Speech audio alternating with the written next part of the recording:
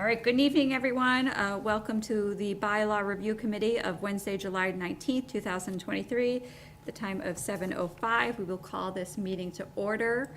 Just to go over kind of a quick preview of what our job includes is that we are representatives for each precinct from town meeting, and our job is to review and make recommendations for town meeting for the final three bylaws of the first section. And so tonight we will be working on the building committee, permanent building committee, the animal control, as well as town council, and hopefully we can kind of get our final drafts ready to go. And then our next meeting is set for August 2nd, I think is what we had all set for. And we hope in that time we can do our final vote, so. Not too many to work on, a little bit of work left to do. Tonight, do we have minutes that we need to vote on for tonight? We have minutes from last August. Okay. If we want to. But I've already distributed them, so we can also put it off. It's up to, well, everyone here. It's probably more appropriate that we vote on it now, since Joanne's not a member. member. We're from Or last she would August. probably abstain from Yeah. last August. Does anyone have any issues with taking up the minutes from last August so we can get them up and posted? All right, does anyone? I sent them out last week. These are the ones you sent before last Yeah. week's meeting? Yeah. Okay. Yeah. Motion to approve the minutes? Second. All those in favor, please say aye. Aye. No, abstain? All right, it is a vote. There's 6 of us, 6-0-0. Yep. Okay, so first item off the agenda. All right, what would we like to tackle first? Defer to the chair. All right, then let's go to animal control. I looked over animal control. We had a few questions last time. I have pulled up section 3-2 of the charter, which talks about powers of appointment of the select board. And under section 4A is for fixed terms unless otherwise governed by the general laws, constables, in which animal control officer falls under that. So I do feel if we're making any changes to the animal control, I think it will still kind of be in the purview of the nature of the charter. Because I've also pulled up our big item that we want to, have part of our purview is to make these current best practice, what is currently going on. And we are in an intermunicipal agreement with the town of Norwood for animal control. I think we are already into our 3rd year of this. I also looked over the intermunicipal agreement, and part of the agreement, it states, in accordance with the Walpole Town Charter, the Walpole Select Board shall appoint the animal control officer. Which is one section, and then another piece is just talking about that 24-hour day, 7 days a week coverage. And I think our other question was about the kennels in Walpole, and that they still do have access and use to those. So that was, I think, another question that we had last time. So what I put in, I feel like our animal control, the bylaw is pretty, even though we're in an intermunicipal agreement, the contents of it is still kind of current active best practice. So the only piece that I added in was in that first part was including animal control officers from other towns or enact in an intermunicipal agreement to conduct such duties of animal control officers. Oh, that makes sense. It didn't really feel like it needed, we were concerned about what was stated in the charter, what was stated in other sections of bylaws. It is still an appointment of the select board under job descriptions such as of the chief of police. And the intermunicipal agreement refers to that kind of throughout too, which I can pass around too, and I kind of highlighted those little areas that speak of that.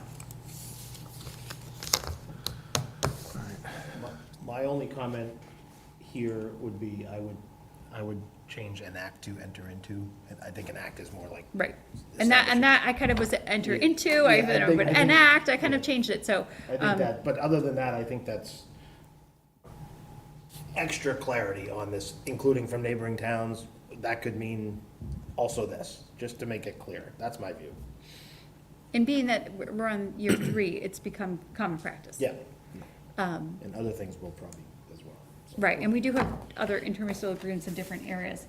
Does anyone else feel that we need to add anything else to animal control? Well, I have a question. Absolutely. So there is an intermunicipal agreement with Norwood, and my question goes to how the animal control officer is determined. So does our select board work with Norwood to find an appropriate person, and then, according to these terms, So that's- appoint them? Part of the intermunicipal agreement is Norwood shall recruit, hire, and appoint one or more qualified candidates to the position. Then it goes into kind of a little bit more, and said in accordance with Walpole Town Charter, Walpole Select Board shall appoint the animal control. So in the intermunicipal agreement, it acknowledges that we are appointing the same person that is hired by Norwood. Okay, do we have any choice in the matter whatsoever? Because from what I just Well, heard, we can't Norwood ch- figures out who it is, and then our select board is required to appoint Well, them. I'll pass this along. I mean, the intermunicipal agreement has been signed, that has been longstanding. Do we know, is that available? Do we know? Well, I have a copy of it right here that You do? yes, because I wanted to Oh. preview it, to just make sure, again, here's the intermunicipal agreement, that's what we wanted to kind of reference in the bylaw, is that, or we could enter into an intermunicipal agreement and make sure what we have is kind of, again, what is the practice? Yeah, to Dave's point, though, I think what does the municipal agreement say about whether Walpole Select Board has any authority, or are they just tagging along to whatever Norwood decides to do in terms of hiring? That's your question. Right, my question is, what happens if Norwood picks somebody that we don't like? Right, are we required under the agreement to appoint them regardless? Well, there's still a job description and things of that nature too, so I think animal control officers are quite hard to find. Take what we can get. They are kind of there are very much certain certifications and trainings and things of that nature. It's not just anyone, it is very specific, I'm pretty sure, under the state. And I know we've talked about this as a collective at town meeting, I'm sure. Is this person an employee of Walpole, or are they an employee of Norwood that Walpole reimburses them? It is kind of the nature, and I did read through this, and this is a. I don't think that really matters, but Yeah, it does matter no. when you're talking about termination issues and. And that, you know, but that's not under, that's, Yeah.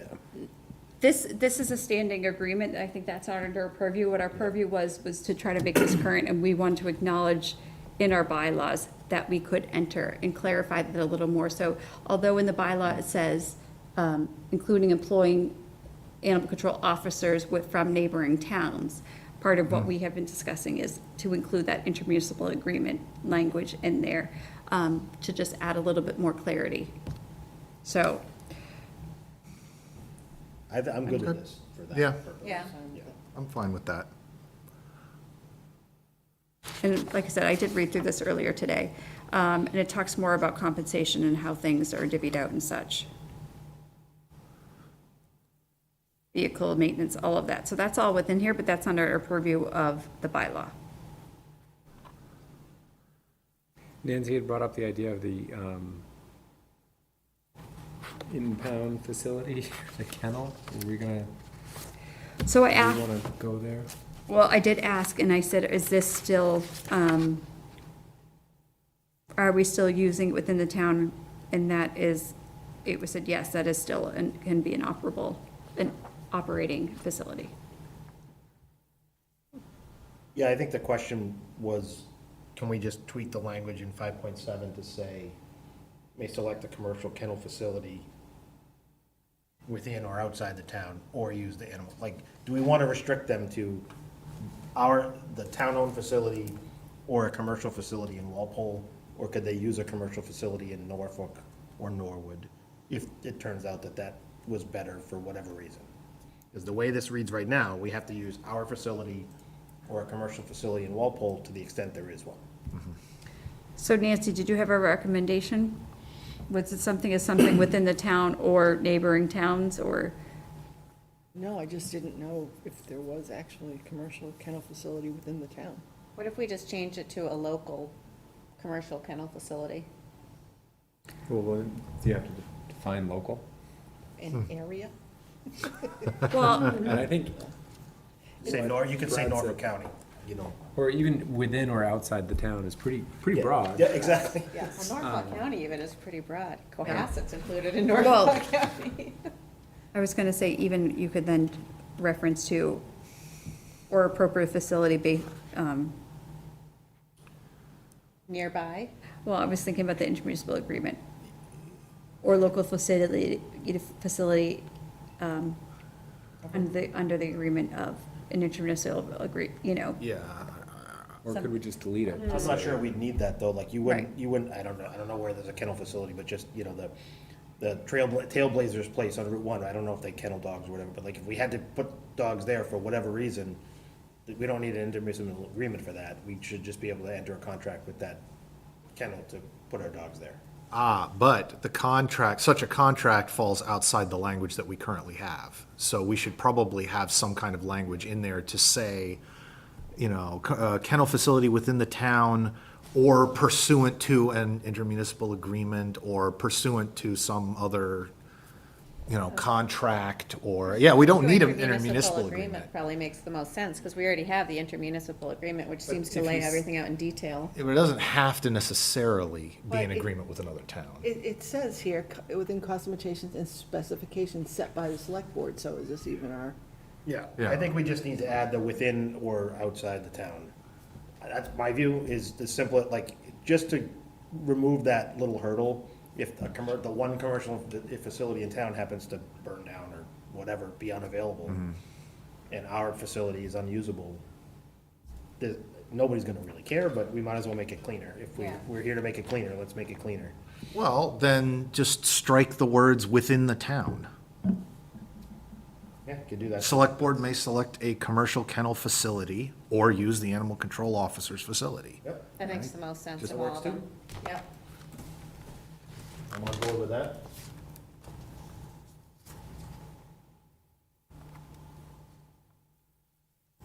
which would then still lead to animal control officer, being that if it was Walpole or Norwood, they're still under the Walpole animal control, so if it ended up in Norwood, Yep. then it's there.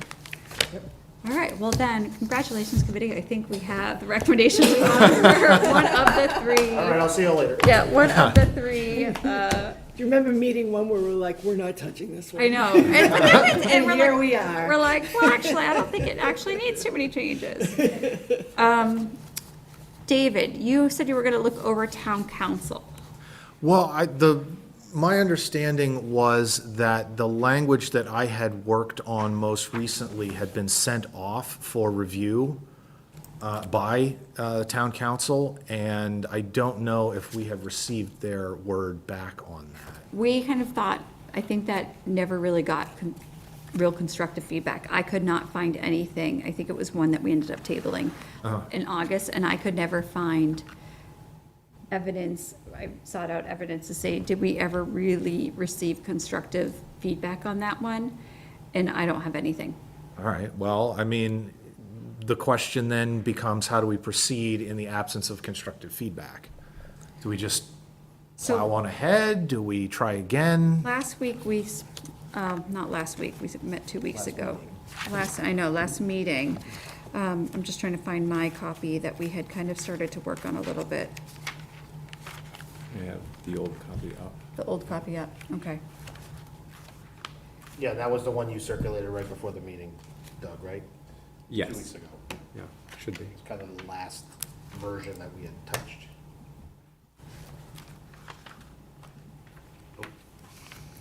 And what we were discussing, so some of the questions that we had last time were concerning that definition of officer and concerning how really, it kind of looked messy, right? We thought like then what the real basis of the questions that we were trying to answer.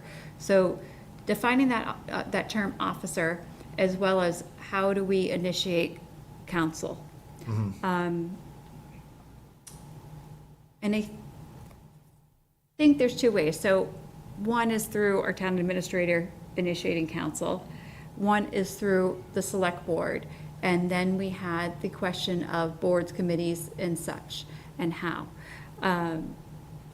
When speaking, I was talking with Jim about some of our questions.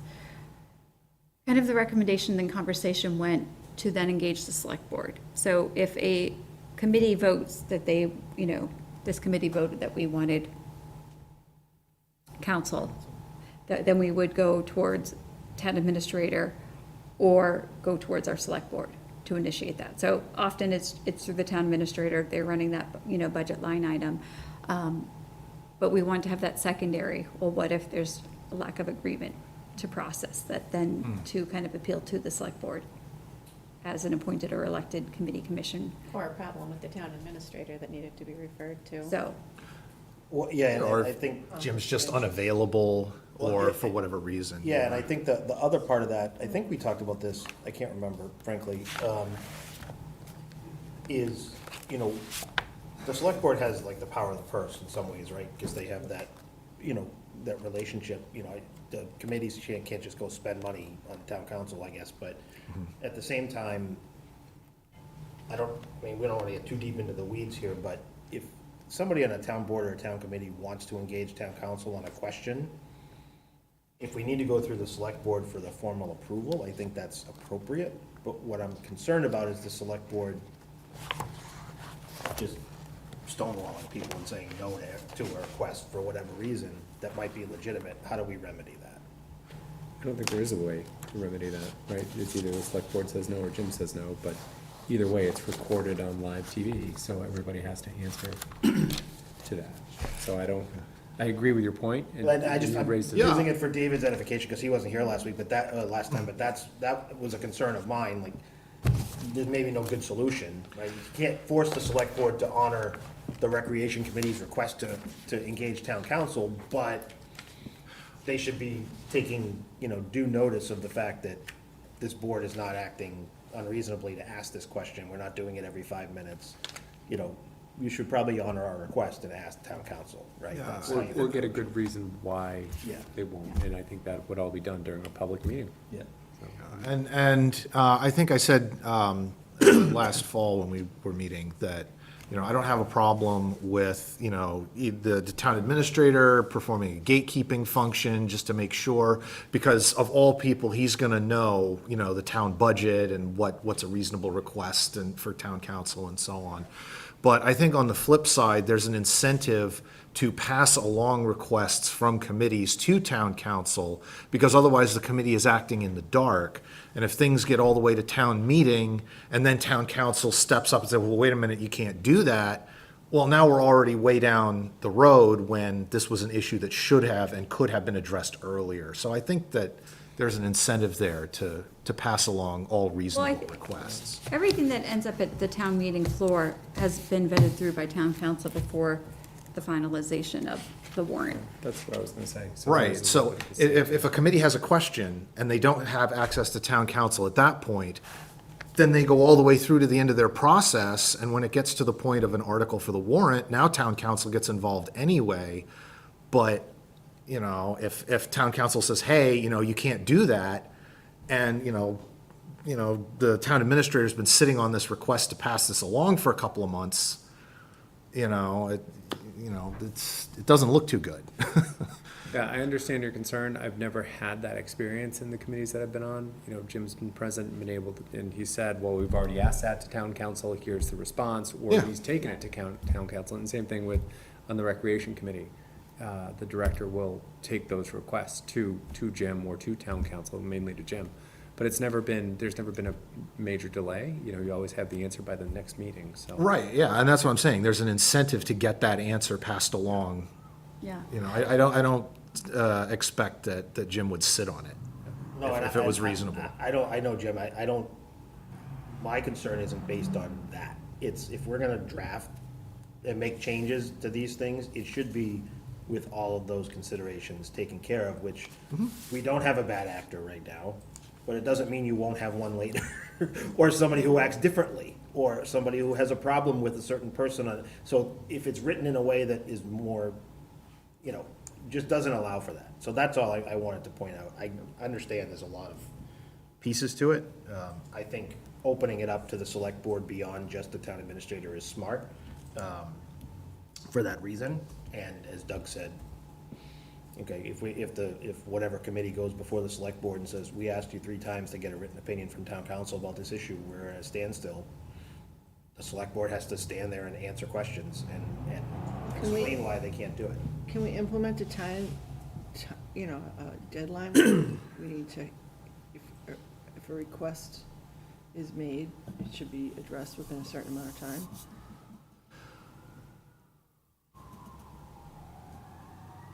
I'm thinking about the reasons why I might not like that. You know, I'm not sure, I'm just thinking right now, you know, summer break, so the select board met The lawyer Tuesday, but, in you me know. says, no, don't put that requirement in the bylaw that the town Yeah. council has to deliver it by a certain time. Oh, but no, the- no. The Yeah. request That- has to be made by a certain time is different than Yeah. the opinion must be delivered. Acknowledgement of by the a certain- request. Yeah, exactly. Is a Or the little- request made to town council should be made within a certain time frame after the request from the committee, not we have to give the committee a written report within 15 days or whatever, you know, because it may be a novel issue that takes time.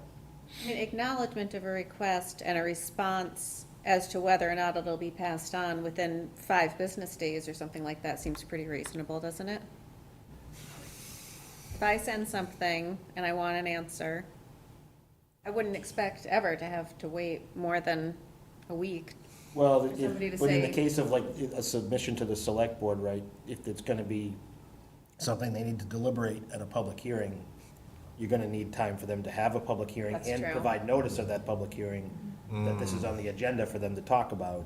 And so, you know, at the next available public meeting of that board or something like that might be a reasonable timeline if, I don't know. Can we say a reasonable amount of time? Then do you have to define reasonable? Well, no, reasonable is the legal catch-all word. Well, that's why I was going for it. Yeah, yeah. I'm just Yeah, gonna- I mean, Doug, I'm with you. I think that the current administration, you know, the select board and town administrator have been, you know, very responsive to committees. So I don't know that this is an issue that, I also agree that I don't know that there's an easy answer to this issue. If, in the unlikely event, we get a turnover and suddenly the select board and the town administrator become completely unreasonable. You know, I don't see that as being very likely. But I don't know how much effort needs to go into guarding against that at this time. Honestly, I don't know. I'm just kind of rereading what I had written down for quick notes. And we kind of were like, it looks a little messy with a lot of red, but what the recommendations are pretty minimal. Yeah, most of it was just cleaning up and clarifying a few things, Right, like so- who's an officer, you know? We had the officer, and we had the section, chapter 41, section 1 that you stated, and the note I had is we put clarified to not include RTM. And maybe specify that out up here in that top paragraph. And then we also questioned whether we should remove department heads.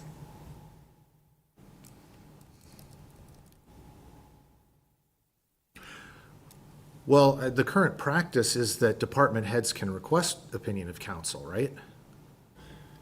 Yeah, but they go through Jim, so I think it would be the same argument that if there was a disagreement between a department head and the town administrator, what's the avenue for? Oh, well, I'm just saying the current bylaws don't say anything about department heads. Right, you added it. That's why Yeah. I added that, but. Right, and I, to that point, I think the idea would be they would go through the same funnel. Yeah, they would go through the same funnel, Administrator yeah. or select board or both, and get the approval or the denial publicly of yes or no, you can talk to council about that. And I think that is the current practice, Yeah. right? Well, the department heads go and talk to Jim. Yes. Yeah. So that, the adding a department heads, we questioned clarifying the town officer and clarifying to not include RTM. And then, the part that we read, third paragraph down, we've said add language, received written authorization. Written authorization or written notice that something has been, either. And received That was written the authorization. acknowledgement Yes. piece? Is what we were speaking of last time. Striking out and the fourth paragraph down, town council shall, and we were talking about striking out when required by town officers. So here's a question. And then the other question we had, and you may have that, what is referee? That's a good question. What is, And the last one, Referee. Commonwealth or before any board or referee or commissions appear. It's kind of the very end of the bylaw. oh, yeah. I said there has to be, I mean, I didn't look into this, but there has to be some state level agency of some, you know, the Frog Protection Unit or something that has Right. referees and not commissioners or whatever. Like, there's gotta be something that. this Why is- we have it that way. There's gotta be Yeah. there for a reason, but I don't know what it is. So I don't see any reason to change it, No. because we don't know really what it means, and it doesn't really matter. It doesn't hurt anything to have it in there. I think it's British. There's a British definition as a person willing to testify in writing about the character or ability of someone, especially an applicant for a job. Apparently, referees are used when debating an amount of loss under a policy of fire insurance. Okay, I just searched for referee in I did too. the general laws. So I guess referees are out there somewhere. And then there's always the black and white. So one, unrelated, one other thing I'm just noticing here on the very last paragraph, town council,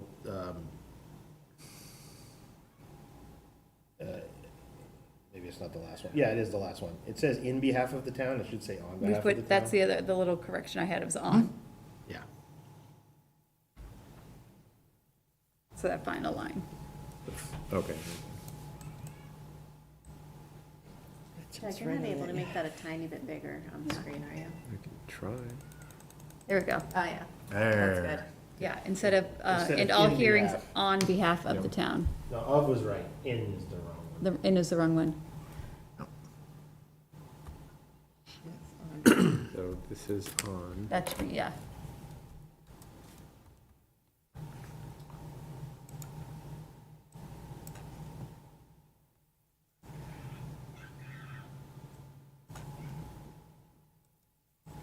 I want to strike it. Yeah. So is there And you anything else that, said do we, On That's On fine. behalf of. Oh, it's fine. Doesn't need to be right. so in the third paragraph, did we feel like we needed to add language of receive written notice or written authorization of anything of that nature? Well, so now I have a question, because I've never gone through this process before, but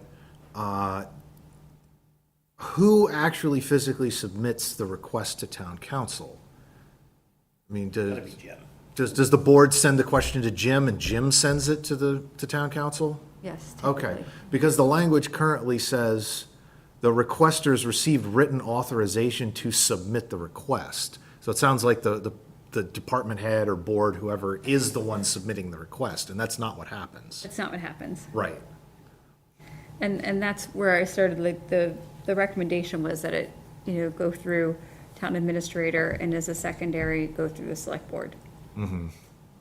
Because quite honestly, town council, no matter, even if someone emailed town council's gonna come back and say, Wait, I I gotta talk res- to Jim, yeah. I received this. Yeah, no, and You know. I read Yeah, they're this- gonna ask- I read this language as, yeah, it's a little nebulous, right? Like, has received, after such committee has received written authorization to submit an inquiry from the select board. So the select board in writing says, yes, you can submit it to town council.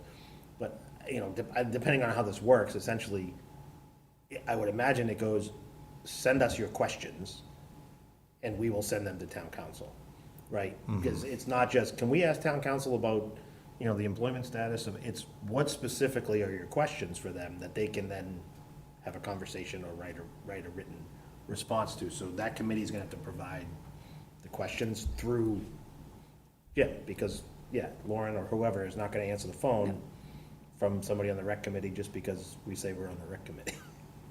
Yeah, it's not happening. So that's where we want to clarify that language, to really go through those kind of two means, if that's our intent. And Doug, can you put the clean version up? Just to like, so we can see it in a, maybe in a, I have it on my computer. Did you email it to me? No, wait. No, that's not this one. We had a clean Oh, version. it's, if you scroll down, you would see the clean version, right? No. Well, the one you sent to me, the one you sent to us before the last meeting had the Had red the line clean on version with it? page one and the clean one on page two. So it just makes it a little bit easier to read. I have it. No, I have it on the screen, I just, maybe for everybody else to really follow Well, now I gotta go. what we want to change in the, That's what I said. In It the looks clean red and version. messy, but there isn't, the substance is pretty minimal of what we've I agree, and I changed. think my point was, if we look at the clean version and decide if there's any additional changes we want to make, it's a little bit easier to follow, that's all. And then those can be incorporated into the larger. I don't, This whole paragraph, this second paragraph is written backwards, and my first pass at it was an attempt to save as much language as could be saved from it, rather than just drawing a big red line through the whole thing and rewriting it. Yep. So, you know, if it would make more sense to just rewrite the whole thing, I'd be happy to do that, but I know that we're trying to, Oh, that's a to problem. wind up You did mark it as clean cut. our operations here. Yeah, so this is it. Yeah, okay. I agree with you, David. I don't like the way it's written, but let's, you know, it's like we're trying to do as much, little damage as possible, right? To, when we can. Sometimes that's not possible, though.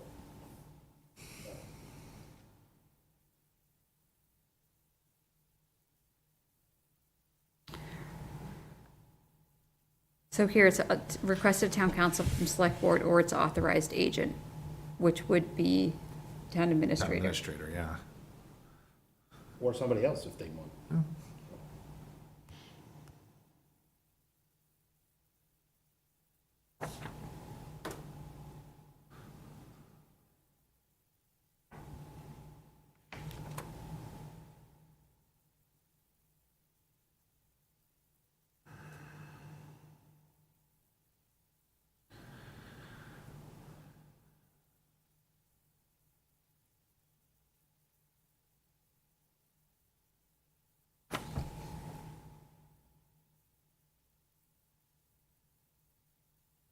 everybody's thinking very intensely. know. I felt like I needed to make a comment, so people Yeah, I'm who just trying to actually read watch through it. this are not thinking think they that- lost sound. I think that other than, I mean, I just don't know that we need to, I'm feeling the same way, that, like, as I read through it, on reading through the clean version, taking all the, like, distraction of the red, yeah. you know, what I had down was written authorization. Well, that's clarified in the second paragraph, so I don't feel like Yep. we need to restate that again. The only question is, what I think Sue brought up, is should we provide some sort of timeline that the select board must reasonably submit that request to town council? Right? Because it doesn't say that here. But it states that deemed in an emergency. Yeah, that's different, though. Yeah, an If emergency. we don't want to mess around, that is our Yeah, timeline, that no. emergency is subjective to opinion of what is an emergency timeline, but Yeah, and as far as bad actors go, there's also language in here that says, you know, or there's a conflict preventing the select board from being impartial. So presumably, whoever, you know, is submitting the request to town council directly and bypassing the whole process would put something in a cover letter or something saying, well, you know, we didn't go through the select board because, and explain the nature of the conflict. And I feel like the only thing we have, given meaning in that we stated that we're to check chapter 41, section 1 of the general laws, I think the only other note I had was to really clarify in writing there as to not include RTMs. I have a question. The third paragraph, should that say, town council shall at all times furnish legal advice to any town officer, blah, blah, blah?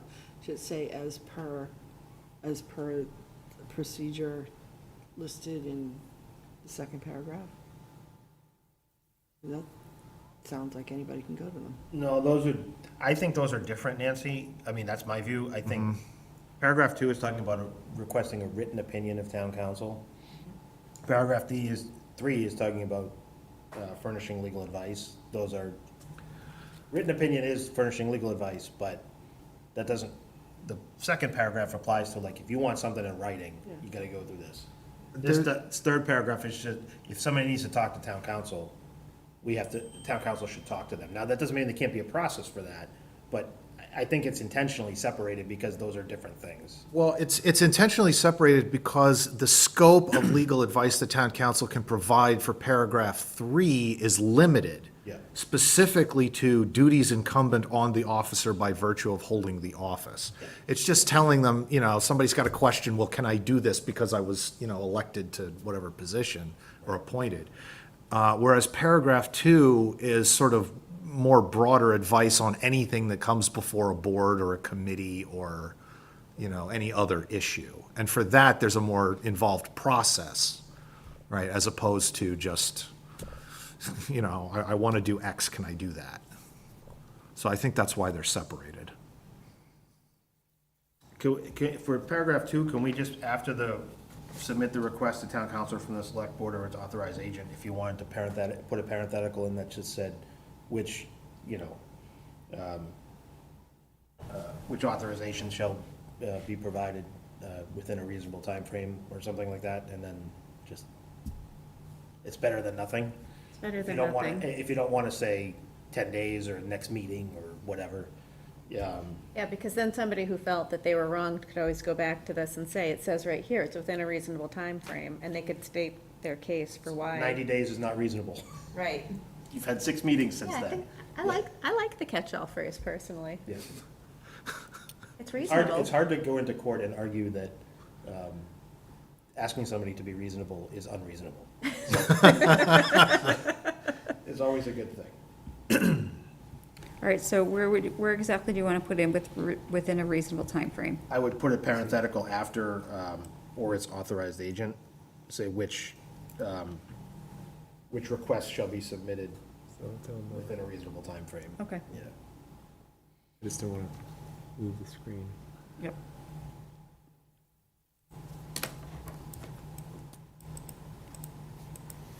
Which authorization shall be provided within a reasonable time frame. Provide such. Okay, and so then I feel like the last part is, under that general laws, do we want one more line there as to not include RTMs? One. Yes, I think so. You think so? Because just stating the chapter 41, section 1, I think people aren't going to know where to exactly look for that And if I they're think- just trying I to think- read the bylaws. I thought we looked at it and we said maybe it doesn't apply to RTMs, chapter 41, section 1, but Well, yeah, it does not.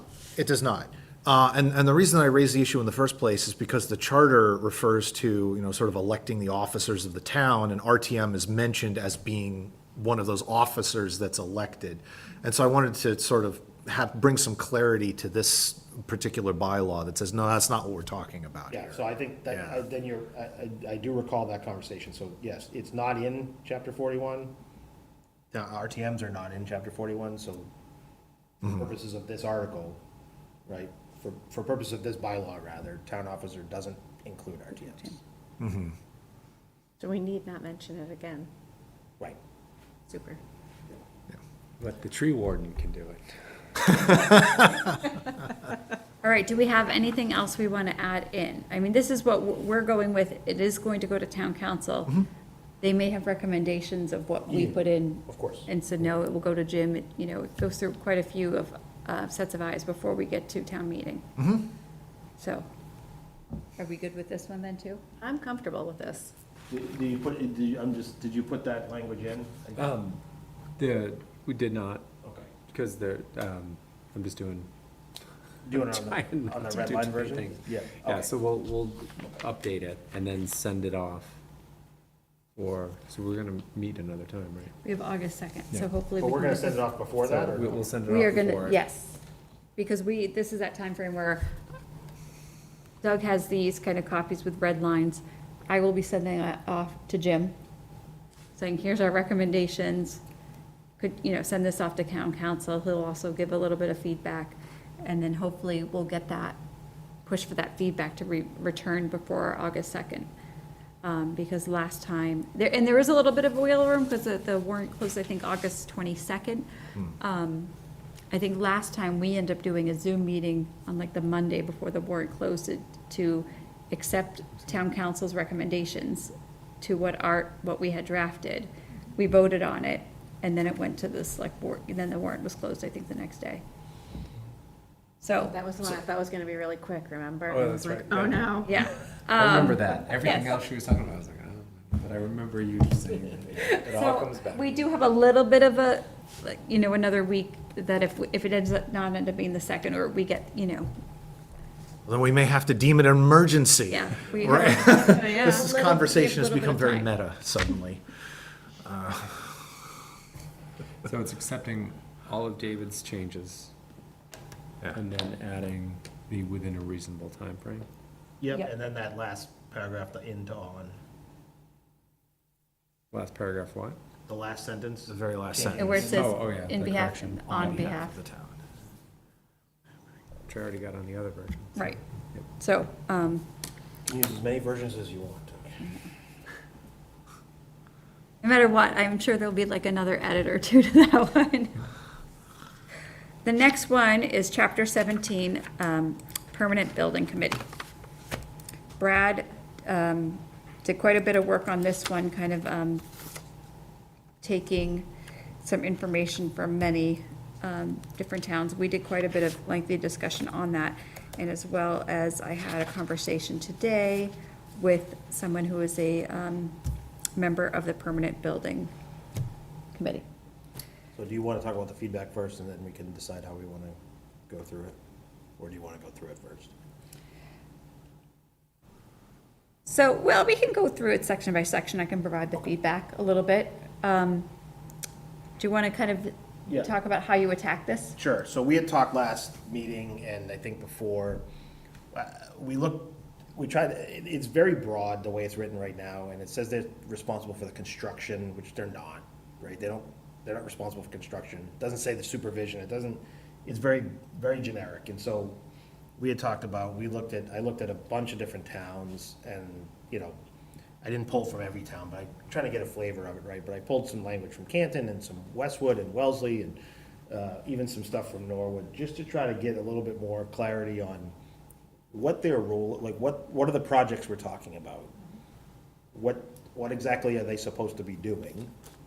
I didn't touch the membership part of it, other than I think just saying that it can't be an employee of the town or a member of the select board, but we have to talk about that part, I think. And then, so some of this stuff I pulled directly from other things, it's kind of a hodgepodge of language that I liked from different things and some things that didn't apply. So as we look at the beginning, project, I wanted to address everything that we talked about, which is public, buildings and other facilities, right? And so that's as broad as I think we can make it. There was other examples, and I don't remember which town, I think it was Wellesley, that had a recitation there in terms of the definition of a project that referred to a chapter general, in Mass General Laws, and all of these kind of different, I didn't want to get into that, because we want more than just buildings, we want other stuff, and I don't think we need to argue too much about whether something's a building or whether it qualifies under this particular interesting, aspect of MGL, whatever. I think this board, or this committee rather, should have authority over the larger projects in town, and that's really what we're talking about, whether it's, an addition or a renovation or a new building. So that's where the definition of project came from. And then the carve-outs that are listed there, that was lifted directly from the other language, except I did substitute the sewer and water division in here because the other,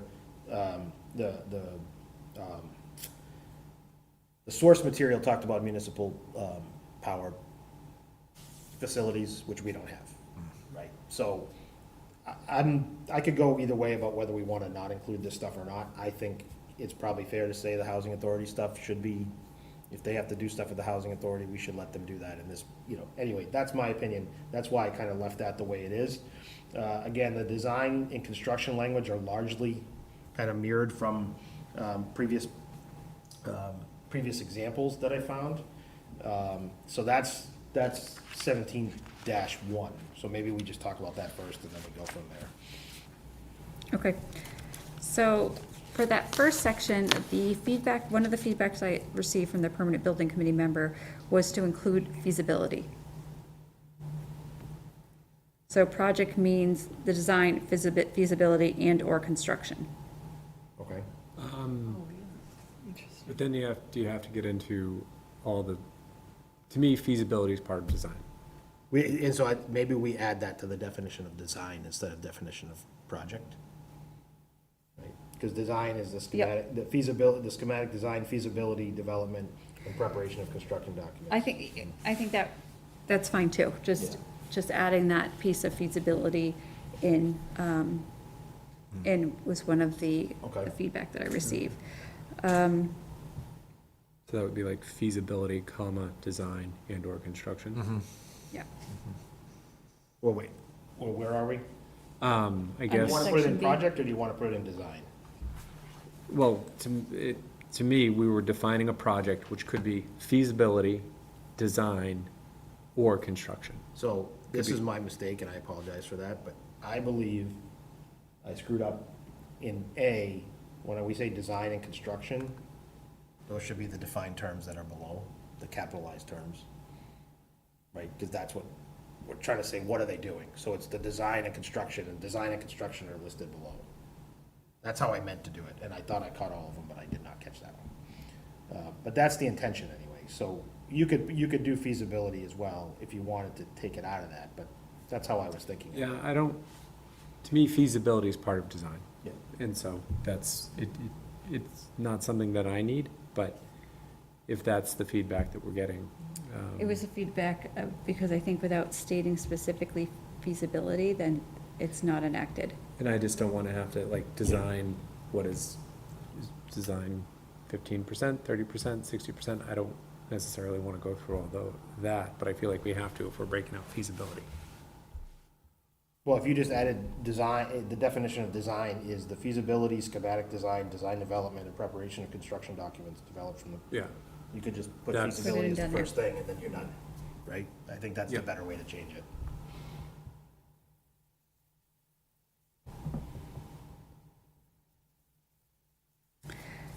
Then, the next section that was kind of that 5 million, 2.5, was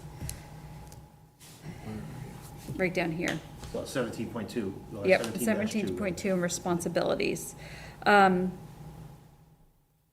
So this is where kind of there's a difference of opinion, and this is kind of the thought of, we were trying to put in a financial threshold, and what are the checks and balances? So usually, whenever there's kind of financial pieces within the municipal, I think there's lots of checks and balances. Like you have your town administrator kind of doing budgeting, but you also have the departments looking at it. Then you have, finance committee looking at it, select boards looking at it, prior to it even then going to town meeting for all of our RTMs to vote. So there's many, people kind of looking in for those checks and balances. And so the feedback was two different ways. One, to have like the select board to be kind of more responsible of overseeing, and kind of, select board does appoint this committee to kind of initiate that engagement. So this is where we kind of talked about last week about where's that opt-in, where's that opt-out. So one opinion was the select board should be the body that kind of engages it, to enact it, to be involved. The other opinion was that they should be that checks and balances, that it's not just up to the select board, that this committee should have more ownership to be engaged in. And David, you weren't here last meeting, but, we had talked about as a collective, like, the idea of an opt-in, opt-out, like, you have to do certain things, but there's certain projects you can decide you don't want to be involved in. And that was the genesis of how I decided to try to approach drafting this, was from that collective feedback of this is how we want to approach it. The feedback Ally's talking about is from other than us. So we're trying to figure out, Yeah.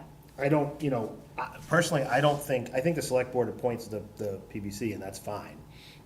But I don't know that I agree that the PBC has to jump when the select, when the select board says jump. I don't think that's really how it's intended to work, right? I think it's intended to be a group of people that are experts. You have, all these different qualifications of architects and financial management and all that stuff, which may or may not exist in the select board at any given time. And so if you take these expert people and you say, well, you can only do it if these 5 people say you can do it, it kind of takes all the juice out of what their charge is, in my view, anyway. Well, what's the purpose of the committee? Well, our original bylaw is pretty open to interpretation. Other towns have, some of them have 10-page, Yeah. 10 pages of bylaw on this committee. Yeah, I mean, when I'm trying to figure out, Are they supposed to be the eyes and ears, or are they supposed to be, just dotting the i's and crossing? What are they supposed to do? It's a fair question. Everybody Yeah. might have a different opinion on that. yeah, I'm not offering any answer to right, that yeah, question. I don't know. And that's what, when we were kind of seeking out the input was kind of, I thought of it as like the 3 charges. Set a financial threshold, set what are the duties, what is tasked upon them to really do? And then kind of that third was based on, well, when are they engaged? What is that engagement level? And it is part of that financial, and it also could be part of that feasibility. Is it design? Is it construction? At what point? Well, and I think that's part of the conversation we had with that threshold, right? Like, $5 million project or more, like, they should be engaged. Like, there's no question about it, and that's why we made that mandatory. We're like, you can't opt out of that. You have to do these big projects. For school-related ones, they're mandated to include a PVC member on the. Well, permit. went through the MSBA. They're required to have a member anyway, so like, they have to be involved. But we had talked about, these big projects, they have to be a part of But it. there's other big school projects that could be coming up that will not be MSBA, not be under, No, right, I that- agree, but I that think rule. we had thought, at least my interpretation of our group discussion here was that for the big stuff, we thought that this committee should be involved. Right? And that, we don't necessarily get to determine for everybody what they think, but the reasoning behind it is there's a reason why the permanent building committees exist in these communities, and it's not just so you can be part of the MSBA, it's because somebody has to be involved from a town perspective, from a community perspective on these projects and making sure they're going through the proper things, that in the proper way, that is outside of the few minutes that people might talk about it at a public hearing. So to provide stewardship for ushering large projects along and make sure that there's oversight and that sort of function. I like The the community's word eyes and ears, right? stewardship in. Yeah, that's a good one. I reached back into the recesses for that. But that was the spirit of how I put this together. Right. I'm not tied to this as being like, So I had a question then. So it seems like there's a certain point at which above that, this board should definitely be involved. And I seem to remember from the discussions we had in the fall, there was also a point at which things were kind of too small. And, either the board didn't want to get involved or shouldn't be involved. And it seems to me that there's this sort of middle ground where, a project is sort of big enough and maybe it should be left up to someone to decide whether to be involved. And I just want to make sure that we've got all 3 of those sort of ranges Right. covered in this fair language. point. and so that 2.5 was questioned. Like, what if there's a project that's 2.4, then we're not to be engaged? Well, that's not what it says, right? It's, well, so your point, David, is fair because we didn't really cover they have to do above 5, but if they can only opt out below 2.5, What happens in between? really means they have to do everything above 2.5 or above. Right. Because they Right. can't opt out. Right. They can't opt out at 3.2. So there is a gap there, and I appreciate that. But the way I intentionally did this is the committee has to vote to abstain, to say we don't want to be a part of this. So it's not that they can't be engaged. They have to actively disengage. That was the concept I thought we talked about. Yes. Put it on the, you have to publicly say, we don't want anything to do with this. So that when it all comes around later, it's not this person's fault or that person's fault or whatever, it's, Permanent Building Committee said they didn't want to do this, and they put it on the police department to manage this because it's a small project. Talk to the police chief, because he screwed it up, right? That's, no offense, Chief Keller. You get the idea. That was, but you're right, there's a gap there, which we should think about.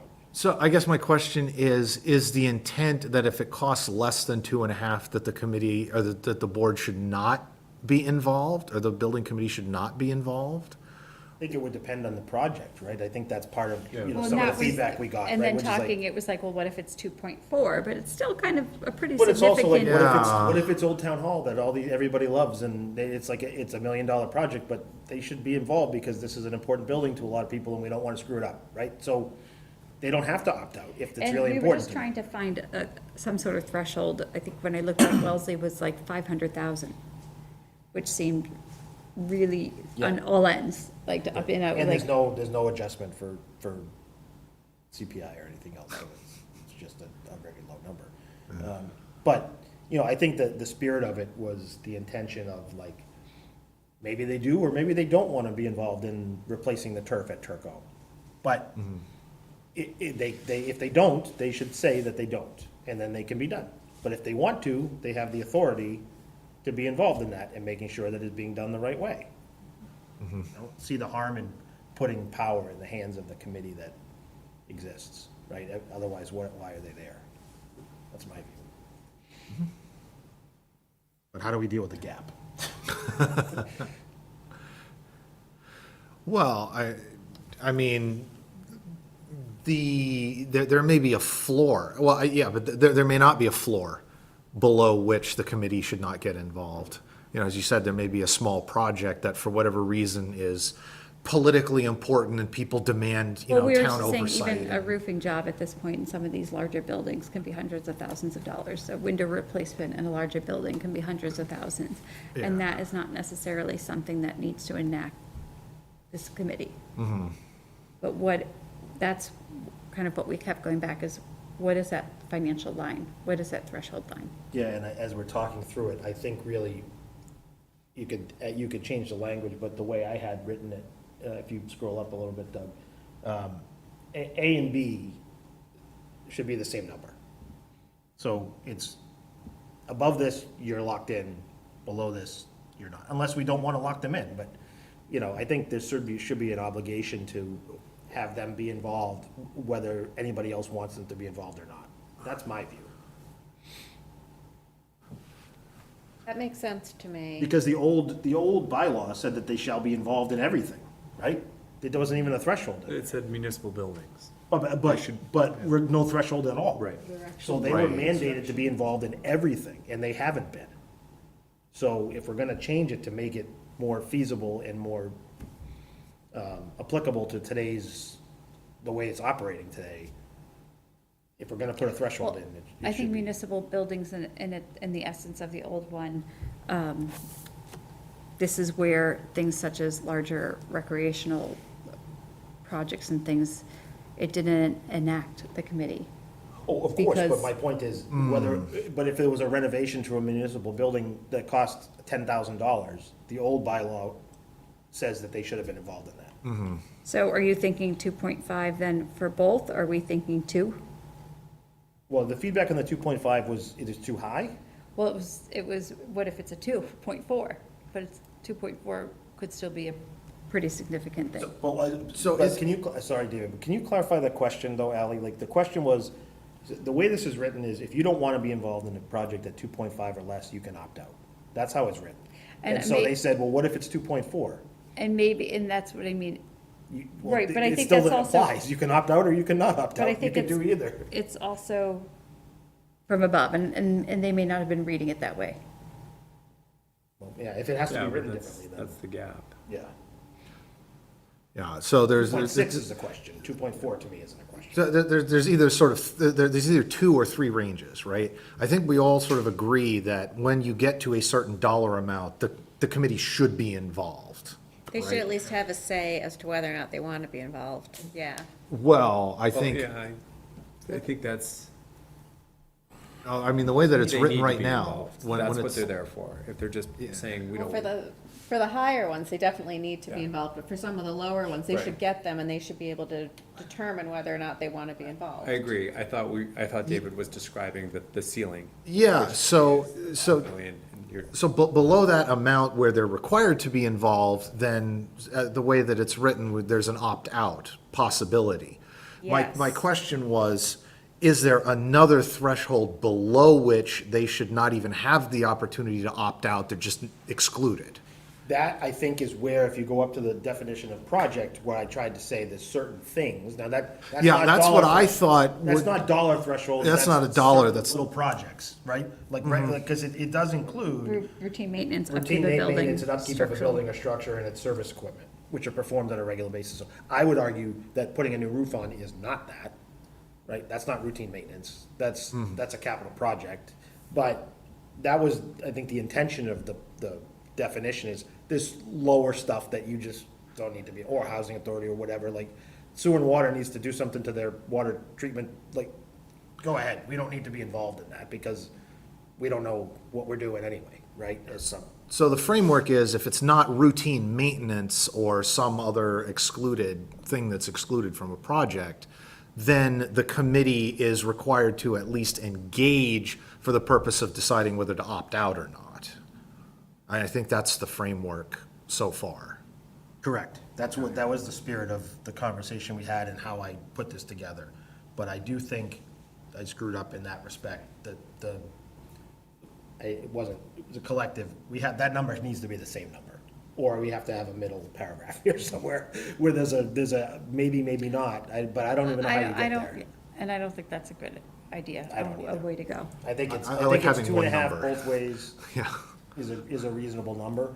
Just anything above 2.5, they have to do it. Anything below 2.5, they don't have to do it. But there's gonna be they feedback. don't have to do it, but they have to opt out. Correct. They have to affirmatively say, we're not doing it. Mm-hmm. And Ally, did you say there was some feedback maybe before the last meeting or whatever about the idea that, other people have to let them opt out? Or should this be, am I misremembering? I think when we were reading the Wellesley, their Okay. opt-in and opt-out was an agreement amongst I mean, agreement amongst the board and the committee. both, yeah, right, both Which I don't think, entities. which I don't think is appropriate, in my view anyway. Well, say recreational said, we have this, we're reconstructing $1 million playground. We're doing the pool. Whatever, and permanent building says, yep, I think you guys have it, we're not gonna, oversee that Yeah. in that other committee, so it's a mutual agreement that, Yeah, yeah, I don't think we need to add that. I think if the PBC wants out, they can vote out and submit that they're out and let the town department deal with it accordingly. But, and so the next part was the membership, which you kept pretty much the same. And then the real question is that part that you added in. Feedback was, because the superintendent is a member, and the feedback I received was, it is absolutely imperative that the superintendent for school projects, who is a paid employee, be a member. So to remove that member, no member of the committee shall be a paid no member of the committee shall be a paid employee of the town or a member of the select board. But doesn't the sentence above that? I mean, it says in the case of any school construction, the superintendent shall be a member. Right, So but then the then next sentence kind was, of did it contradict? contradicts it. but- So are we trying to have a carve-out for the superintendent specifically? yes. Because then you could Because of say, the MSBA, right? It was also mentioned that there are other paid employees in town that may be on other committees, so setting that precedence within the bylaw. I mean, we let okay. paid town employees be RTMs. Right, Um, finance committee members, members of other committees they can be. I don't feel super strongly about this. It was in as Some many of it. as it wasn't in, right? Right. So it's just a question of like how, And I mean, I think that we could get into, you can't be a member of the way it's written there's 6 members, and then the 7th member is a member of whatever board or entity is requesting the project, right? So that's necessarily gonna involve members of other boards or committees, but my point on trying to at least exclude the select board was like, Right, if they're and- appointing them, and I don't- there shouldn't be a select board member also on the committee, because you're right the about select that. board is kind of But I running don't think all. the select board, when, in the appointments of a committee, appoint themselves, like, this committee, I'm on the select No, but board, what but this I'm saying committee is is if you appointed don't- if- by the town moderator, RTMs and things like that. But the PBC is appointed by the select board, and there is an intentionally empty seat held for whatever town board, the 7th seat, the tiebreaker vote, right, is the one Of that the- is a member of the the entity, yeah. sponsoring board. So if the select board is a sponsoring board of a project, for whatever reason, I don't know what that would be, then the select board member would be the tie-breaking vote on the PBC, which I'm not sure that's how, at least that's was my thought process. I'm not saying I'm right, but that was my thought process. So would be just striking out that paid employee of the town? And just leaving it as no member of the committee shall be a member of the select board? Well, if the select board's sponsoring the project, Yeah, so how do we address that? yeah. Maybe Well, to and, say unless the select board is sponsor of the project? well, I have sort of a more fundamental question, right? What if there's more than one project going on at once? Does the composition of the PBC change depending on which project you're talking about? Based on that 7th seat? Well, The 7th seat does, right? what I will say, It's a fair point. we have done 9 projects in about 10 years, and there's not many projects left. And this committee is supposed to be reviewing the bylaws every 5 years, so. No, but it's an interesting point, David, because you're right. If we have if we're building a town pool and we're building a new school, who is the 7th member of the PBC when both of those projects are going for bid and starting construction and design? Is it a member of the recreation committee, or is it a member of the school committee because they have to be? Like, which, Shouldn't there be two, like Nancy said, two different people assigned for the project? Can it be that 7th person differ from project to project, or does it have to be that? how would that work, though, if they have a meeting here, right? Would they, okay, Well, I can sit for the first part, and then I have to leave and you come in? Yeah, exactly.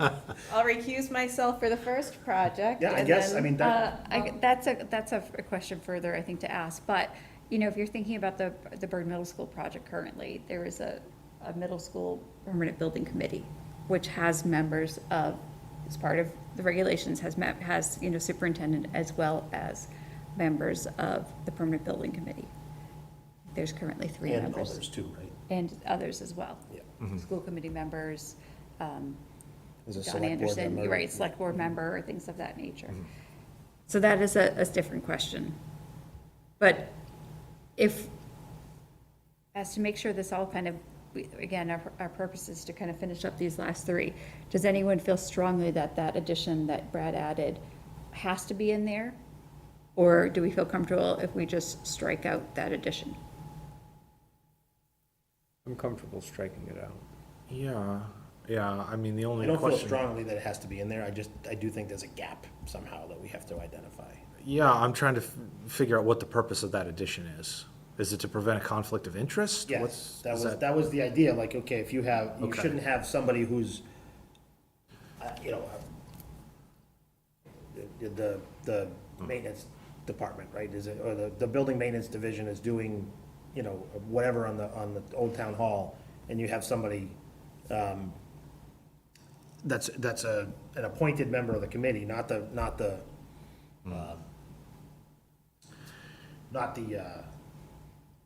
because it's their department, but because they happen to be an engineer or an architect, as an example, right? Like, that is, if we have a town employee who's an architect, they shouldn't be on this board unless they're a part of the board that's engaging this board. Maybe that's the better way to put it.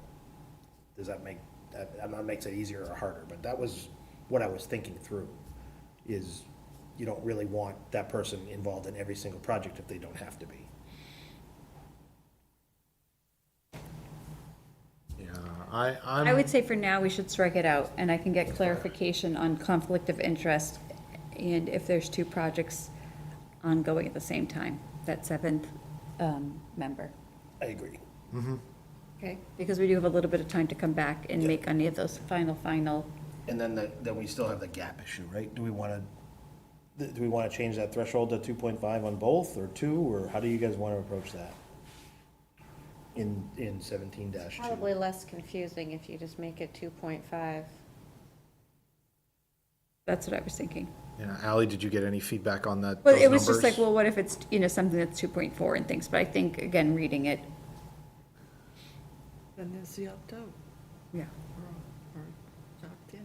Yeah, I don't want to get too crazy with these things in terms of like all the hoops that people have to go through to go in or go out or whatever. It's Right. like, Like I said, and so other towns had, 300, 500,000. That I thought, like, I 500,000, was like, which wow, is, that's you know, really but- low. That's crazy, that's, yeah. But that again, they might- may but not that- have, they might not have revised it for 5 years. Right, but it also may well be that, a project like that, a $400,000 project, right, that might be one meeting of the PBC, where they go, this is what we're doing, we're fixing this, okay, great, looks good, happy to bless Sign it. off on it. Go ahead. Yeah. Yeah. Like, so you just don't know, right? I mean, it's probably not gonna be a really extensive project if it's that low of a threshold, but 2.5, it still could be something significant. Yeah. All right, so the next part was 17.4, and the real question was, who was creating these policies and procedures and such, and the intent behind the addition of 17.4? Well, the intention was just to figure out what they were, again, trying to, when we talked about this in comparison to other towns, again, this was my interpretation and what I tried to accomplish here, I don't feel particularly tied to this, is that in some ways we were trying to professionalize this committee in terms of how other places do it, and like, what are they trying to do? Well, you're in charge of projects, you're in charge of design, you're in charge of construction, and you have to like, what are your design policies and procedures? If you don't have 17.4, I don't think it's the worst thing in the world, but what are they doing then? Like, how are they applying their analysis to what the design is, or what the feasibility is, or what, or how often are they meeting? Or how often are they engaging with outside professional, like, without any policies and procedures for that board? But it begs the question, do other committees have policies and procedures? I don't know. I don't know. Do we? We have We're a a committee. job, which was to review. We have a mission. Yes, we have a mission, which was to review, make recommendations, and bring these recommendations forward in an article to the fall town meeting. That's why, I mean, again, some of the examples I had were really, really robust. And I tried to limit this to like, at least tell us how you're gonna review. To not go from 3 Yeah. simple paragraphs to 10 pages. Right, exactly. Tell us what you're gonna be using to design, to evaluate whether this is feasible. And What's your criteria? what are your criteria? But I don't, they don't wanna do that, I guess that's fine, but then they're just shooting from the hip every time they meet, which is fine, but it's Nice to have different. guidelines. Yeah, I mean, I don't know whether it necessarily needs to be addressed by 17-4, but I am usually in favor of committees that meet sporadically having some sort of written institutional knowledge, especially if there's going to be a lot of turnover. So I see there's certainly wisdom in having something written down. I mean, how often does the current PBC meet? I think, well, right, Because last I heard, it wasn't fully, it is fully appointed now. It is fully There's 3 appointed. new members that, yes. 3 new members have been appointed recently in the last 2 months, I believe. So we can put the recommendation in, but then the follow-through on who is going to create these policies and procedures is a question. And if the select board, appoints, should they be the ones to oversee these policies and procedures? As the appointing authority, then should we be overseeing, this appointing authority of the select board overseeing these policy and procedures? My quick answer would be, the PBC sets forth its policies and procedures, town council has to say that they're legal, right? If they shouldn't be illegal, obviously, but most policies are gonna be just about how often are we meeting and, you know, all that kind of stuff. And that's where 17.5 is like, okay, you still have to do open meeting laws and whatever other requirements you're required to do under the bylaws. I would think the select board is responsible for enforcing the policies and procedures if they veer from them.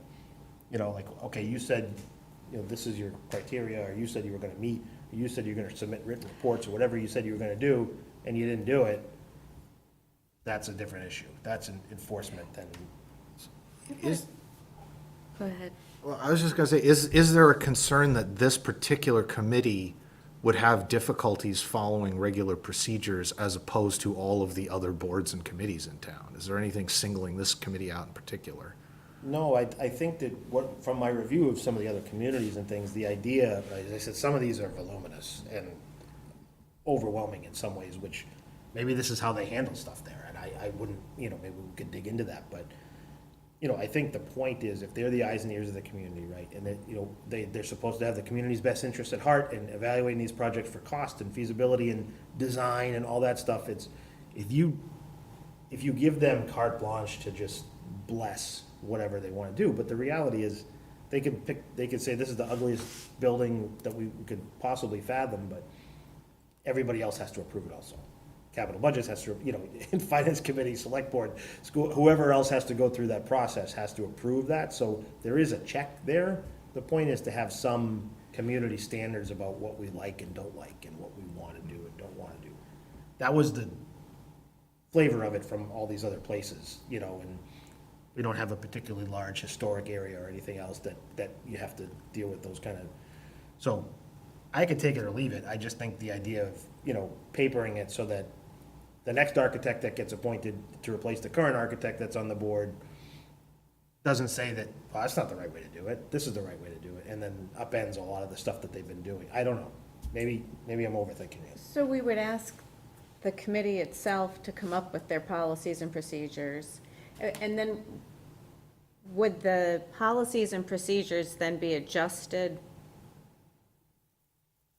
based on the project in some instances? Like, I'm thinking like the town hall, old town hall, they're gonna need to do some really different things there, I would think, than, like, they might even wanna do a community survey or something, and maybe that would be, change the scope of the policies and procedures for that particular project over, you know, the fields needing an overhaul. And I think that kind of feedback was, if the select board is the board appointing it, if the permanent building committee is not doing what was asked, so they're not, you know, engaged, or they're not part of that design then it would be on the select board To enforce it, to enforce it. yeah.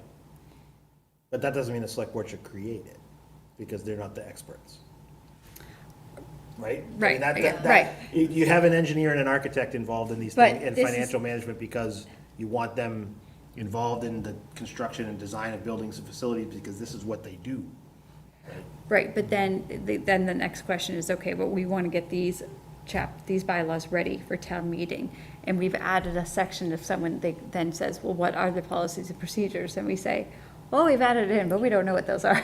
Well, yeah, We it's don't- up we- to them. we don't right? have it. They have to create that. And whether that, you know, going to a town meeting, if that would be something that RTMs would vote for or be comfortable with. Do they have policies and procedures? Do we have no idea? Should we ask I them? think we have some for rec committee, but I frankly wouldn't be able to tell you what they are or Should where we just they are. ask them, That's do you what- have yeah. guidelines or policies, procedures that you follow? Or better yet, can you just write up exactly what the policies Well, and I mean, procedures as long are? as we so know we they can- have something, then, Yeah, you know. I did not you receive Follow your guidelines. any feedback that it was fine, but there was not like, yes. But, you Well, it know, would be a problem if nobody wants to do that, Right. right? But if us six and Joanne and Pat, like, we can't, everybody at town meeting might say, this is the stupidest thing in the world, we don't wanna do that. So that's fine, I'm just trying to Yeah. mirror how everybody else kinda treats this as a pretty, as I said, professionalized and kind of And- mechanical process that also these trying to boards think- go through in these other towns. I don't know how you operate that way without having, Are there set of other guidelines. appointed boards? Does every appointed board have written policy procedures? I would say probably not. I think the finance committee has things outlined in the charter, but that's not policies and procedures. Right, I would say finance committee outlined in the charter, but finance committee, the vote is also like the main motion for town meeting. So it has a very substantial role as an appointed committee. Some other appointed committees, I would say, do not have that as a significant role, and I would say that I don't think there's set policies and procedures. Yeah, I don't think so. I'm not gonna go to war over it. but No, that- and again, I can That's how I receive- put it together right, based and I on can what everybody else says. receive more you know. feedback I sound and- like I'm arguing in favor. No, I'm just no. saying, this is what everybody else does. And I can receive more feedback prior to, and we can see where we want to go from that. And that's kind of that August 2nd, you know, that final, like, okay, if we're saying right now tonight, we still want to leave this in, even though we don't exactly know what this entails just yet. But as a committee, we're still recommending that there should be some written policy procedures, you know, and then August 2nd, we come back to it. And we may have more answers and say, yep, we're leaving it in, or say, no, we're going to take that out prior to voting. Yeah, I mean, I think the request is a reasonable one. I mean, this committee specifically is dealing with large capital projects that people would expect there to be some oversight on and that people would know what they're doing. So I think it's reasonable to ask for policies and procedures. Yeah, I agree. I think this is, the work that's done here is a little more, linear might be the wrong word, but it's like they review design. That's one of the things. They review, they make comments. They review construction estimates, design estimates, they make comments on it. It's not, you couldn't do that type of thing with other committees, you know, you don't know what you're gonna get. With this, you know what you're gonna get. You're gonna get design, you're gonna get construction, you're gonna get different elements. And having policies and procedures that just say, review the various components, I don't think is a big lift. Or at least to memorialize it within. So, but something. should we put something in here that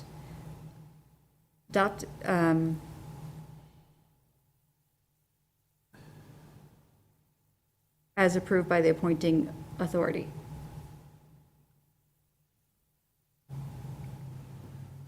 That makes, it makes sense to me to a certain point.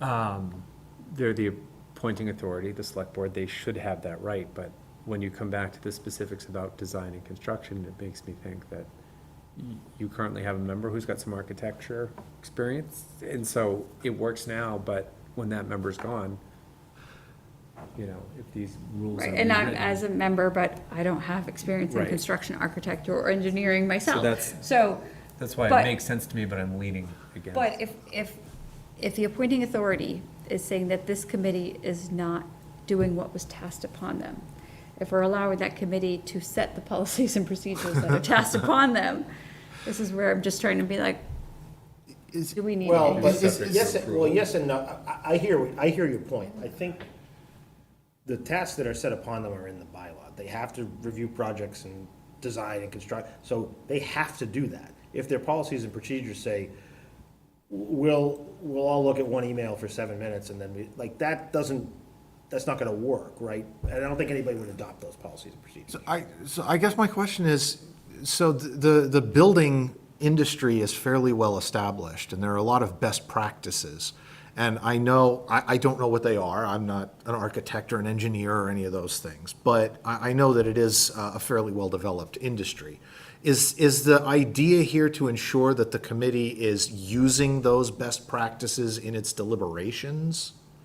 Is that what's meant by policies and Well, procedures actually, here? best practices should probably be part of the language under policies and procedures. Something about verifying best practices are in use.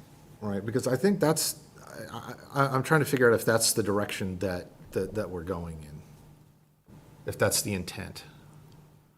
Or if there's something else at play that I'm not seeing at the No, moment. and this was just, you know, as simply as Brad said, reviewing multiple communities, and our discussion of the last time feeling that there needed to be a little bit more.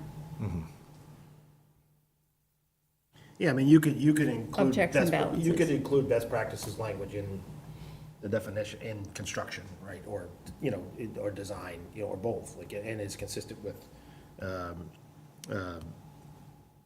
developed from the project goals established by the proposing entity and consistent with best practices in the industry, period, and then you add that in a couple of places. Maybe you eliminate the policies and procedures part, but I just think, I don't know, it's back to the reasonable comment I made earlier. It's hard to tell somebody that, having policies is a bad idea, right? But if you have 6 people on this committee that don't want to enact policies and procedures, then, because they don't want to go through the process of figuring out what those should be, I think that's not unreasonable for a volunteer committee, but at the same time, it's kind of, we're all doing this for a larger good, right? So that's my viewpoint.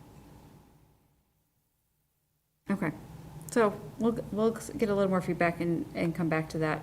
And I think we'll have a real clear understanding, like, when we come back for August to say. And then that last section of general provisions.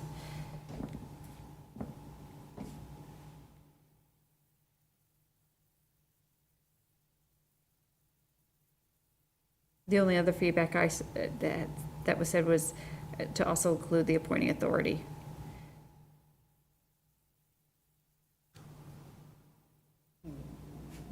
What does that mean? And again, it goes back to that alternating opinion of what enacts this committee. I guess you saying they should be governed by the rules of the select board? So here it says, the committee shall be governed by these bylaws or other provisions of these bylaws applicable generally to all boards except it is specifically directed by law or a provision of these bylaws to act otherwise. And just, again, that differing opinion of where's that checks and balances. No, I hear you, but where did they want to include the select So board? by reference law there? or the appointing authority or a provision of these bylaws to act. Except as specifically directed by law, the select board, or a provision of these bylaws, that's essentially. Right, again, it's that difference in No, opinion. I'm not It's difference in criticizing, I'm just opinion. clarifying, that's where they want to put it, in the middle of that last sentence. Right, And so they want the select board, we want to give the select board the authority to tell the PBC that they are not governed by the other bylaws. well, Right, I'm just, that's the, right, and that's the, this is law. what I I'm just not said. saying that's Kind right of or the wrong, I'm feedback saying was that's what the language would do. This is just the difference kinda of scary. opinions of the feedback of when is this enacted, Right, Yeah. yeah, no, I get it. and which we kind of discussed earlier. Sometimes my tone acts like I'm angry. No, no, we're also heading toward, we're an hour and a half into these three, It's the- we're I'm just good. saying, the impact of adding that is that you're giving the select board the authority The to tell authority, the yeah. PBC that you don't have to abide by any other regulations or bylaws. Right, And that's a little, and so how we're drafting it right now, it seems that we're veering more towards having that checks and balances of, Yeah, I don't like that. it's not just enacted if the select board says yes or no. That is enacted based on the scale of the project. And it's 2 different opinions, and ours, previous permanent building was much kind of looser. I mean, I don't think anybody could argue it was like so loose that it was kind of useless, right? Like, and they weren't doing any of it, so. Well, I wouldn't know, we've built many buildings in 10 years, so they have been involved. Well, They but they hadn't weren't a full been- committee and they weren't. They were not a full committee, Yeah. no, and it is appointed right now as a full Well, committee. I think I can't remember the specific reference, but, we eliminated this other committee last Building maintenance, town meeting, which was, Yes. what was whatever it Permanent was. Building Advisory Advisory Committee. committee. Right, which was, there was a whole thing where they had to take inventory of all the things and issue And it reports was- and all these it kind of was just crazy. not happening. And it was not happening and was kind of not reasonable to It wasn't a ask current- this it group wasn't to a current do it. board. It wasn't a current board, and it's not fair to ask volunteers to do that level of work in that respect anyway, because it was, I mean, our building department and building maintenance department couldn't even do that easily. And you our know. building department heads are coming forward with 5-year, capital Right, I mean, plans and but things just for like them that, to, so. for the department heads to do that job is like a whole lot of work, let alone a volunteer committee. So it was reasonable to say, we don't need this board anymore because we have enough people, but the PBC is a little bit, I think, a little bit different than that. We're looking at them to be the, kind of the gatekeepers of these projects where, I mean, obviously they're gonna get feedback from the select board and they're gonna get feedback from the rec committee or whoever saying like, we need this pool, but it can't take up more than this much space, or it has to be this, and these are all the problems we have. And then if the design doesn't meet the standards that the community has asked for, or there's problems with it, whatever, that's where these professional volunteers are the ones that are gonna be the gatekeepers. And so I think there has to be some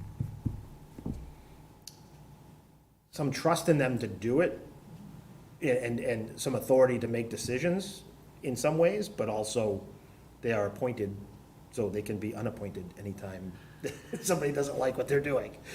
So I think that's the larger check, right? Yeah, I agree, and I don't really, personally, I don't like the idea of of adding the select board in there for Well, I a think- different reason.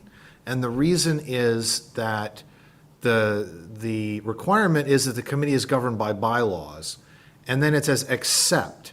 And so if we're making an exception to a committee being governed by bylaws, that exception should be very narrow and very precise. And it should probably be in writing in advance, and everyone knows in advance that this is an exception.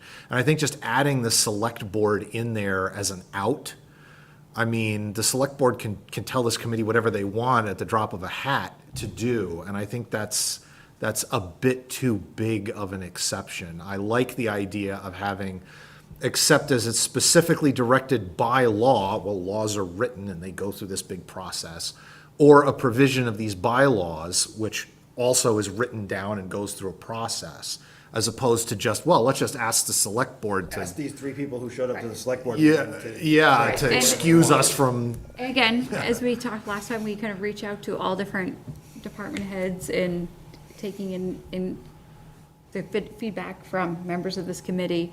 And we will still go through a number of different reviews of this prior to yeah.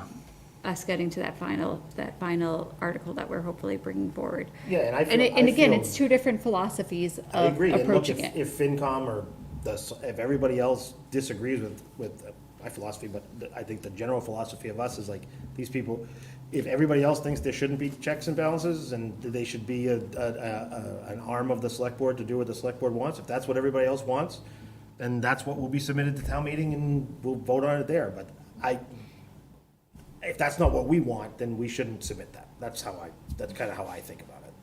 So, all right, so we will take all the suggestions we made tonight, the edits we made tonight, we passed on to Jim to review and get to town council as well. We'll come back on August 7th. This is getting towards it after 8:30. We will come back August 2nd, hopefully with some final feedback that we can approve and vote on. As I said, we have a little bit of a timeline. I am away the week of the 5th, that kind of Saturday to Saturday. And then that following week, we still have some time that if we needed to meet again, hopefully we could be able to get a, Do we need to vote on the changes?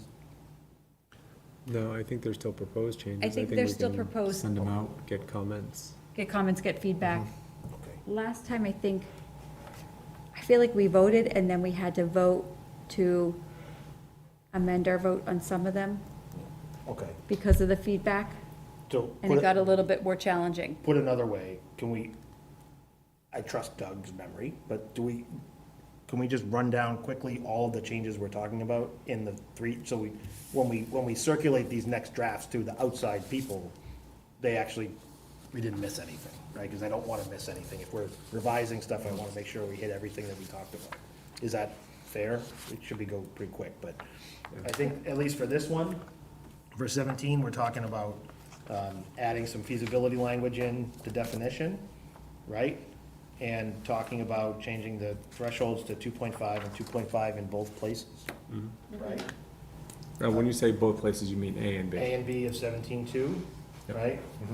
And removing that additional language at the end of 17.3, or the last line of 17.3, no member of the committee shall be a paid employee, taking that out, right?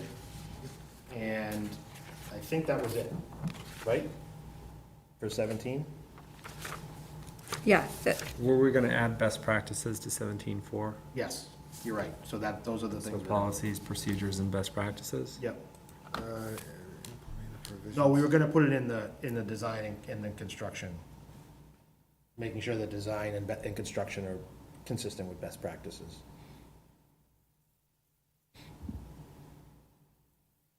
in case we get pushback on the policies and procedures thing, we can have it in a different spot.